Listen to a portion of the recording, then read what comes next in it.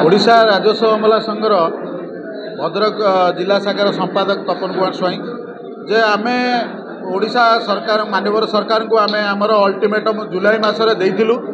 सरकार जुलाई 9 तारिख दिन आम संघर राज कर्मकर्ता मानू डाकी आलोचना करथिले। 10टी दाबी आमर थिला।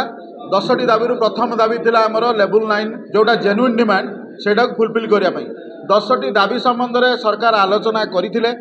आलोचना कला परे आमे ताकू सरकार आलोचना सकारात्मक है भाविकी आमे मासे सरकार को समय देइथिलु।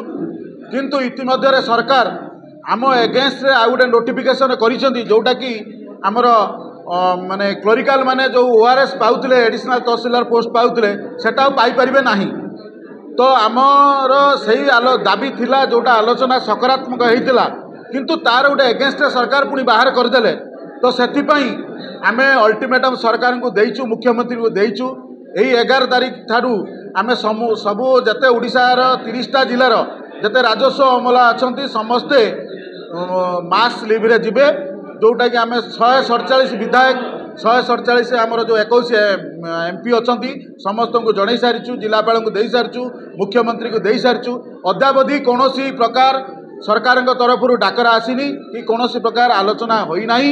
एया को लक्ष्य रखिकी आमे आपण जरिया निवेदन करूँ जनसाधारण जहाँ असुविधा हम एपाई सरकार दायी रहिबे। कारण आम सांगर सकारात्मक आलोचना पर आम एगेन्स्ट पुणी नोटिफिकेशन बाहर केमिति तो याकू आम दृढ़ भाव में विरोध करुचु।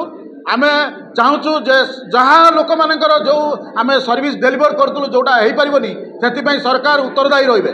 आमे आमर न्याय्य दाबी पई आमे लड़ाई को उल्लेचु। न्याय्य दाबी हासिल नहला पर्यंत आमे सामूहिक छुट्टी जीवु, अनिर्दिष्ट काल पर्यंत जीवु।